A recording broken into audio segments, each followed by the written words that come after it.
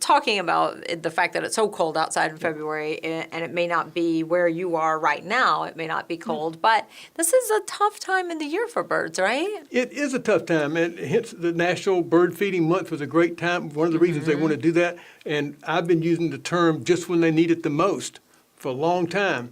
The food stores that were out there naturally, all the berries and things and weed seeds that were there in the fall, slowly diminished now.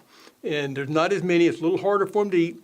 And just about February, and maybe a little bit later as you move further north, it's time for breeding season. And like I said, we will mention this in a minute, they're getting ready for it now. They're tuning up their vocals. I heard a toy singing, I've heard a wren singing already in a territory, but they need food now. It's very little food, they're setting up their territories, and as we move into March, late March, especially early April, breeding will be well underway, and then there'll be some young out, and there's still not a lot of food yet. So in this February, March is just when they need it the most. If you're going to supplement the feeding, great time to do it. Do it all year for the fun of it, but they really can use their help this time of year, and that ties really well into the bird feeding months, because one of their talks in the thing, and go read it, of course, is about it helps the birds through this critical time.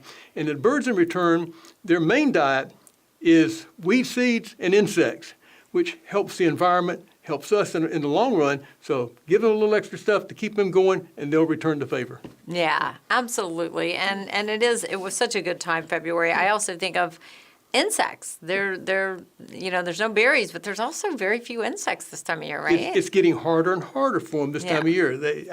I'm glad I'm not a bird in February, March. I know. I try to make sure that we're all stocked up on food and at this time of year especially.